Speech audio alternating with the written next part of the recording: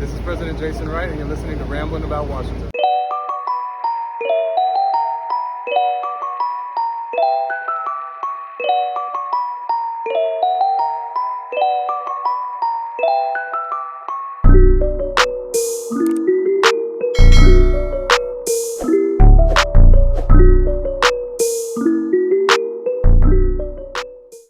Today, I'd like to welcome on to the Rambling About Washington podcast, Mr. 10K himself, my guy Rico from Street Scores. What's going on, big dog? Man, what's good, man? Pleasure you having me here, man. I'm excited to talk some football, especially after a dub, man. It's been a minute since we could say we won something meaningful. Hell yeah, on prime time at that, and it's been a minute since we beat Daniel Jones. Well, we haven't beat – this is the first time we beat Daniel Jones. We ain't beat the Giants in a couple years, so it's a good week. It's a good week, and we get to sit on it for another week until we play Buffalo. Mm-hmm.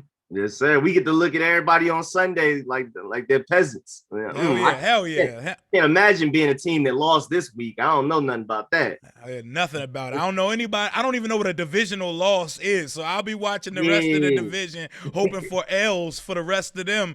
But we could just relax, kick our feet up, and watch our fantasy football scores on Sunday. It's a beautiful thing. Yes, sir. Yes, sir. So I saw it from the stadium, and it was electrifying. What was this game like on television? What was the broadcast like for you? Man, I mean, we could even tell how loud the crowd was from the TV. Like, I mean, it was at some point late in the game. They had 2 back-to-back false start penalties, which helped us out a lot. So we could tell the crowd was going crazy. Like, we could see it. We could kind of hear it a little bit. You know, sometimes when the crowd is so loud, it's kind of like a weird silent, like it's like the mics are muffled or something like that. Yeah. It was kind of doing stuff like that. We could tell y'all was in there not playing. We could definitely tell. We appreciate y'all for real. Oh yeah, it was a rowdy bunch, and no matter how anyone tries to posture how many fans were in that stadium, the fans that were there, we were loud, and that lower bowl was lit. There were plenty of Giants fans too, and they brought the energy as well. Like they made their presence felt in there. But man, this was the most watched NFL Network exclusive game since 2018. Like, this is crazy. Like, I'm glad that we were a part of that, and that Thursday night football is finally going to get some good games, because there was a while where all the games on Thursday were trash. Boy, the whole excitement was what weird jerseys we going to see today. That was it. That's all we had. But what do you say to those who say this win was lucky? I mean, at the end of the day, I did feel like we tried to give them the game. They tried to give it back more. You know what I'm saying? But at the end of the day, some guys made certain plays that mattered. It's not like the Giants just literally handed us the L gift wrap. We tried to give it to them. They tried to give it to us. But at the end of the day, Taylor Heinicke, the offense, other than that one interception play called by Scott Turner that I didn't understand. I think Scott Turner actually called a pretty good game. I mean, the J.D. McKissick route. Oh, my God. Beautiful. That was beautiful. The mismatch of Ricky Seals-Jones on Adoree Jackson's a great corner, but he's 5'11". Ricky Seals-Jones like 6'5". So just like the way we were actually abusing matchups this week versus the Chargers, where I don't know what Scott Turner was on that day. I was happy. It's inspiring to see him step up as an offensive coordinator big time. And yeah, again, a lot of people clutched up. That wasn't just Giants just kept fumbling and bumbling. They made a lot of mistakes. We made a lot of mistakes, but at the end of the day, we did what needed to be done to get that win.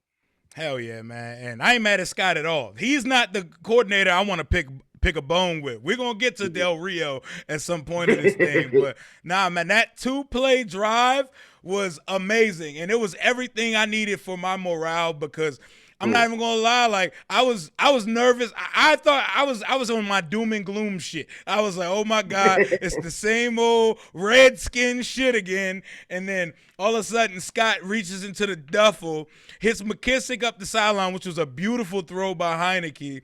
And then speaking of beautiful throws by Heinicke, that pass to Ricky Seals-Jones, that's one of the best dimes I've seen in burgundy and gold of my lifetime because Man. the way he got through his progressions from left to right and then finding Ricky Yeah. Jones, Santonio Holmes in the Super Bowl style in the back corner, back pylon of the end zone. Like, that's why he's active and Sammis Reyes is not active yet because Sammis, I love the guy. I love the story. He would not have been able to put that catch together like that.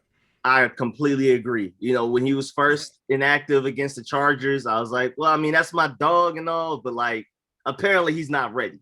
And now, you know, it's been very fruitful that we kept Ricky Seals-Jones on the roster and put Sammis Reyes inactive because that touchdown was huge, not only just for that game, but for that season. And then on top of that, when was the last time we had a quarterback that could throw a fade route in the corner of the end zone? Remember, Jake Gruden kept wanting to do it with Kirk Cousins, and Kirk Cousins either couldn't do it or didn't want to do it. Hell no. We knew RG3 wasn't the most accurate guy even during his electric season. When was the last time we had a quarterback that we knew could throw a fade route into the corner of the end zone and it worked? Oh man, that shit was beautiful, man. Like Taylor, they knocked Taylor for not having the strongest arm. He has enough arm to make all the throws, and that is all we need because Dwayne had more than enough arm, but he just couldn't put it in receivers' hands. And I'm about sick of seeing that. But let's go for who's your player of the game. I know the obvious one. I'm going to go with Taylor Heinicke because it's the obvious answer because, I mean, it's the second time we've seen him start in this building, and he electrified us again. Minus that interception play, he almost played a flawless game. He maybe took off a couple times where he didn't need to because that's his thing. He loves the run, and he maybe took that one sack he took in the first quarter could have been avoided, but that's about as perfect a game as the journeyman guy who's only started a couple games in his career can play on a national scope. Like Taylor Heinicke, he is. I bought a jersey, bro. I can't even think. I'm excited, bro. I'm drinking the Kool-Aid. Like, even if it doesn't work out, I'm like, fuck it, because the story is that good. I like the moxie, bro. Who's your player of the game? Man, I mean, the Taylor Heinicke is obvious. I mean, just off of the fact that, for the reasons you gave, it's a short week. It's his first time being like an official starter leading up to a game where we know immediately he will be the starter. And he made so many great plays. Like you said, granted, he ran a couple of times he shouldn't have. He missed a couple of receivers earlier in the game, like with DeAndre Carter deep down the field open, De'Ami Brown a couple of times. But it's not like the plays resulted in negative plays when it happened. He just hit the guy that was, open underneath more so than the guy that could have potentially had a touchdown. So I'm not too mad at that. And then, like you say, like this, the sack earlier in the game, Pro Football Focus even credited that to Heinicke and not Samuel Cosmi. They say Samuel Cosmi had 0 pressures in the game. I mean, it sounds good on the surface, but when you look at the game, he got beat a couple of times. He had to hold a couple. Like you said, Heinicke's the obvious one. I would also go with, it's a mix of Jonathan Allen led the team in sacks, but at the same time, people don't know that Montez Sweat led the team in pressures. But if I had to go with somebody other than Taylor Heinicke, I'm going Terry. Terry's just uncoverable. Terry's uncoverable. I don't care what people say. James Bradbury had that. Other than that one play he had on an interception that redeemed that game for him. Other than that, Terry McLaurin was cooking them. I mean, what was it? Was it last year? The year before that was Stephon Gilmore was Defensive Player of the Year. That was it was the rookie year. Terry McLaurin was still cooking them. He just didn't get the ball much because the quarterback play was bad. But nobody could cover Terry McLaurin one-on-one. I'm glad James Bradbury felt that personally. So we can get Giants fans can stop saying it and stop acting like Terry McLaurin isn't a top 10 receiver. Hell yeah. And man, I'm glad you said that because Terry, that's what we're about to get to next. Terry is a goddamn dog, man. It don't matter what kind of route he runs. He wins almost every snap of the game. It is crazy, man. Like, Bradbury is a good corner, and he just bullied him all night long. And I'm glad we have a quarterback that can just keep targeting him. I want to see Terry get a lot of targets like this. 10 catches, that's what he deserves, man. Like, I was just talking on Twitter the other day, like, do we deserve this guy? Like, when it's time for him to get paid, we have to pay him top flight because he's played with 10 starting quarterbacks, and he's in his third year. He's played with 10 dudes. He's almost played with a full starting lineup of NFL quarterbacks. Like, that's fucking insane, man. Yeah, man. If I'm Terry, I'm so happy that he's humble, bro, because I don't know if I could do it. I mean, walking in the press conferences like, yeah, next man up. No, not next man up. I'm tired of it. Hell This no. was my Georgia Bulldog, George Pickens. Boy, he'd be cussing out all kinds of people, all kinds of quarterbacks, all kinds of coaches. We're so lucky to not only have a guy that great, but a guy that humble that's willing to put his emotions to the side and just say what he needs to say in front of cameras. Hell yeah, and it feels so good to be able to hit on a wide receiver pick because we've missed on so many over the years. It feels so good. And Jonathan Allen is these three are the players of the game, undoubtedly. John Allen is trying to prove to everybody he's worth every penny we paid him this offseason because that boy balling. The D-line has not been great or even good through the first 2 games, but John Allen has been great. He looked like he trying to have an all-pro year through 2 games so far. What you think of Big John so far, man? Nah, I love it, man. First of all, people normally get paid and fall off. They get a little complacent. They good. They're chilling. I got my check. You know what I'm saying? Hell yeah. Especially with all that guaranteed money. But it looks like he got better. He's like, all right, I'm a leader of this team. I got paid. I need to show this team that when Ron Rivera finally pays people, because we've been seeing even with Eric Flowers leaving after we thought he had a good season, Brandon Sheriff, Ronald Darby, Brandon Sheriff just refusing to sign. You will get paid if you put in the work. And he also wants to show that after you get paid, if you continue to put in the work, you know what I'm saying? It's just a good way to build the culture up. So I'm really happy. Logan Thomas also after getting paid is balling out, but Jonathan Allen looks like he got better since he's gotten paid. I mean, that may have been his best game so far in his career. And man, we've been waiting on that. Because if you remember, coming out of the draft, it was almost unanimous that Jonathan Allen was at least the best defensive lineman coming out of his draft, maybe even the best defensive player. Yep. So he kind of fell off the face of the earth a little bit, even though he hasn't been terrible. But people were thinking he was maybe not Aaron Donald level, but maybe like a tier below that coming out of the draft. I remember thinking we got a huge steal because it was like the arthritis in the shoulder or something. We should have never gotten him where we got him in the draft, like 17th or something like that. So I'm just glad to see, especially on a national stage where everybody's watching, you see people that aren't Burgundy and Gold fans. Like, remember Jonathan Allen? You know what I'm saying? From Alabama dominating. Like, he finally, we're seeing him again. And then even just Terry McLaurin, to go back to him real quick, we thought Paris Campbell would be the better of the two coming out of that draft. Mm-hmm. And I mean, I don't even remember Paris Campbell playing for the Colts last week. Oh no, and he was just all speed, no substance, and that's why the draft, when you look back at it in hindsight, it's always funny when you see it. But what were your areas of concern for the game? Because I know mine. Jack Del Rio is a problem for me right now. It took him about 4 quarters to adjust to what the Giants were doing. We made Daniel Jones once again look like the twin brother of Lamar Jackson. Like, we made him look, oh my God. Like, our DNs, Chase and Sweat, they bite on the read option fake every single time instead of staying and holding their boundaries. And the defense is starting to scare me. Landon Collins had a terrible game as well. We got better play from the rookie, from Jamin. He looked much better on limited snaps because, his snap count went down significantly. But he made some big plays late. But that defense is starting to concern me. We got Buffalo next week, man. I don't know, man. Man, who would have thought that we'd be the second game in the season, we'd be saying our offense can win a Super Bowl, but our defense can't. I thought we was about to be in 10-7 games all season. Now it looks like we're about to be in 30-29 games all season. I don't know what happened. But yeah, man. I mean, at the end of the day, not to alleviate Jack Del Rio of any blame, but guys have to just make plays. The Darius Slayton famous drop catch wide open, I believe that was Landon Collins that was supposed to be over William Jackson, helping them with that. Mm-hmm. Again, like you said, Chase Young and Montez Sweat biting on every read option. That's not necessarily Jack Del Rio's fault. And then John Bostic tripping over himself in coverage and not knowing where he needs to be. But at the end of the day, Jack Del Rio, you do have to be better, though, like way better. We saw Scott Turner step up. We're still waiting on you to do it.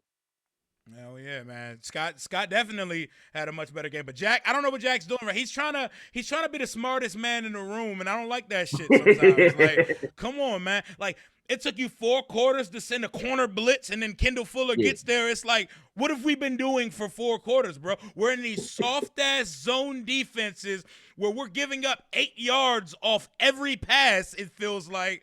I'm not like, do we not trust the secondary? Like, what are we doing right now? We're not getting any consistent pressure on the quarterback. Daniel Jones, just like Justin Herbert, was comfortable most of the night. And it took karma and the football gods finally being on our side, because that Darius Slayton play should have been a touchdown, and that would have iced the game. And we got lucky with they jumped off sides on the first field goal. And yes, Giants fans, y'all were fucking offside. Don't tell me y'all weren't offsides on that play. I didn't see it though. All I saw was the missed kick, and I was sitting in my seat. Then I see the crowd get hyped, and I was like, "Oh shit, what happened? What happened? What happened?" What happened? I was sick. I was in my seat like, man, it's about to, all hell about to break loose, bro. Nah, and for the Dexter Lawrence thing on the offsides, like, even if he wasn't offsides, bro, what's the odds of you blocking this kick? Why are you trying to, guess the snap like that fast? Like, why are you trying to be a superhero right now?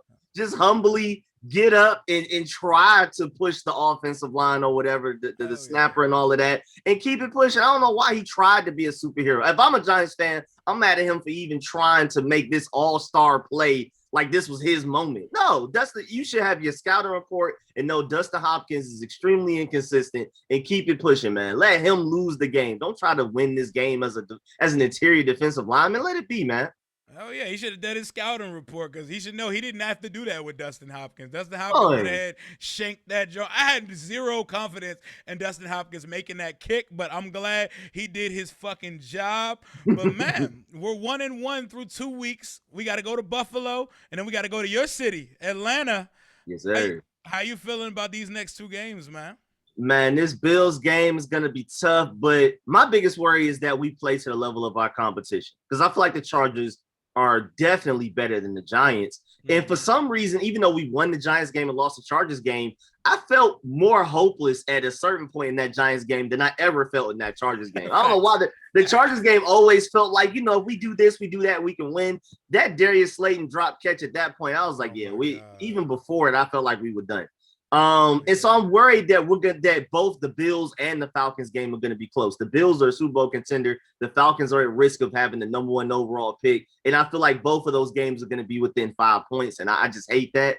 So I feel like we will play the Bills well. We're going to be huge underdogs walking in. They're not about to stamp us off of beating the Giants the way that we did. You know what I'm saying? Nobody on ESPN about to respect us off of that, salute us off of that. So I already know we're going in big underdogs, and I hope we play inspired football. This team definitely believes in Taylor Heineke. So I think that game will be closer than a lot of people feel like it will be. Hopefully we can get the dub. But that Falcons game is a tricky one because we're clearly better than them top to bottom. I mean, the way the Eagles did them, I think Jalen Hurts will end up being a better quarterback than I thought coming out of college. But like the Falcons made the Eagles look like when they won the Super Bowl. I mean, they made their defense look fantastic. They made Devonta Smith look uncoverable. Jalen Hurts just looked like Kyler Murray. So if we go in there here and embarrass me in my own city, I'm gonna be highly upset. I'm not gonna lie. I can't afford that. Oh yeah, if this team is anything like the Redskins and Washington football team of past, we'll fuck around and beat the Bills and lose to the Falcons, because we're a weird team like that. Like we show up to whoever we're playing, bro. Like I don't understand it, and it's like no matter what regime, what coaching staff, what players we put in here, we have to change this same trajectory of the team. Like I wanna feel comfortable in games that we should win, right? Man. I want to be able to walk into a game like, oh, yeah, it's the Falcons. We good. Up 10. Hell yeah. You know what I'm saying? Nothing. No, we got to wait till last 2 minutes every game to figure out who's going to win, no matter who we play. Hell yeah. I'm thinking of pulling up to the Falcons game, man. What can you tell me about Atlanta, man? What can you tell me about the stadium and the atmosphere around it, man? Oh, man, it's one of the best stadiums doing it. I mean, I don't want to be biased, but I've even heard other people say it. It's beautiful. They have the retractable roof. If the weather's nice, open it up. Fresh air. Mm-hmm. If it's raining or whatever, close it up. And it's just beautiful the way it's built. You can tell it's one of those new state-of-the-art stadiums. I would say our Mercedes-Benz, well, technically not ours, but it's Atlanta. And I don't think it's talked enough that like the rivalry between the Falcons and Saints is hilarious because it's always been the pettiest one. It's the closest to an HBCU rivalry as far as like just really black cities. It's always the best trash talking rivalry ever. But like they took their sponsorship. Remember, New Orleans was Mercedes-Benz. Superdome. The Falcons took it, and then New Orleans was like, and then Mercedes-Benz was like, "Hey, New Orleans, we'll holla at you, man. We got the Falcons now with that new stadium and stuff." So that's all time petty to take another team's sponsorship in a rivalry. Like that's crazy. Petty King shit right there. Boy, petty. Falcons fans, I'm pretty sure never gonna let that go. But I would say the Falcons Stadium, the Raiders' new stadium that looks like the Death Star, and the Rams and Chargers' new stadium. Those are definitely top tier new stadiums. SoFi is fucking beautiful, and Allegiant. It just makes me so excited because I know our new stadium is gonna be crazy because it's got to be. Man, I was so happy when I saw Dan Snyder and Jason Wright going to Europe, going to LA, looking at all of these stadiums. It seems like we're finally actually going to have like state-of-the-art cup holders. Air conditioning. Right. Nice chairs, like nice scenery. Hell yeah. Like they already started surveying the season ticket holders and us too. I've done like 2 surveys so far on what the new stadium expectations are going to be. I'm mad excited to what we could be because we deserve a fun game experience because FedEx Field ain't been it, bruh. It has not been it at all, even the slightest. Like week 1, that pipe bursting shit, like, come on, man. It's just been raggedy, like just little stuff that's just like, come on, this can't be $1 billion business right here. Hell yeah, but I'm just glad to see our first win of the year through 2 weeks so far. Has your season prediction wavered at all, or it's still right on schedule for you? I mean, I guess it's right on schedule because I saw us beating the Giants and losing to the Chargers. Again, our offense looks way better than I thought it would. Our defense looks way worse than I thought it would. My prediction was 10-7, maybe 11-6, depending on quarterback play. But that was hinging on Ryan Fitzpatrick being great. Taylor Heineke stepped up and is great. But this defense, I don't know what's going on. And it's like random times you see the great defense. They just can't put it together for 4 quarters. And I mean, I'm just gonna assume that's Jack Del Rio. For the many reasons you've already explained with the soft coverages, not blitzing when it's obviously working. Kendall Fuller was a better defensive end Thursday night than he was a corner for some reason. But yeah, man, it's weird. I don't know. I don't know what to think. I have no idea. I need a few more games to really know what this team is doing. I need to see Heineke in an away stadium, first of all, because we haven't seen that yet in an actual game.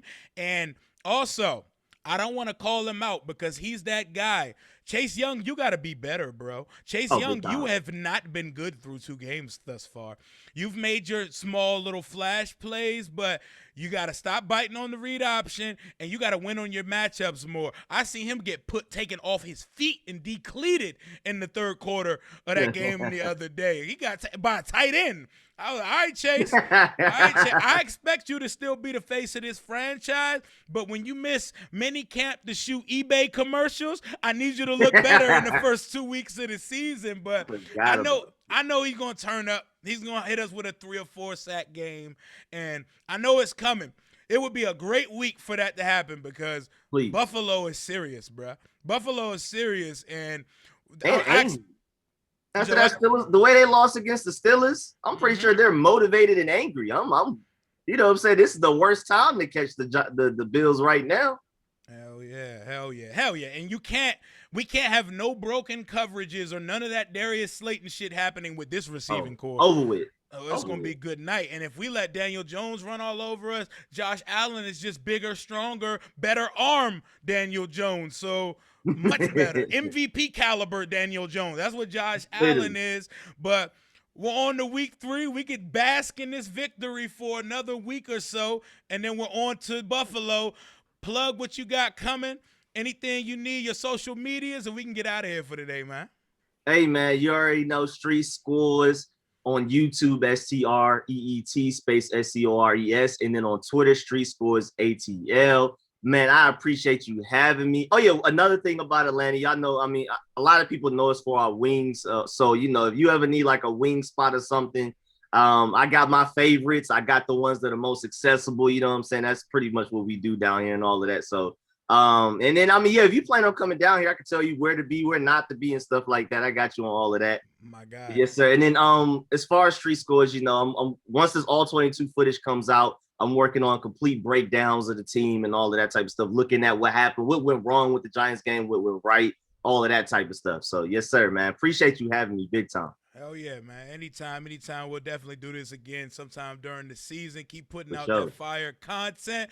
And, man, I might have to pull up the Magic City, holla at them lemon pepper wings, make it rain a little bit the night before the game. But that's going to conclude today's episode of Rambling About Washington. Sub the channel, Rambling with Rio Robinson.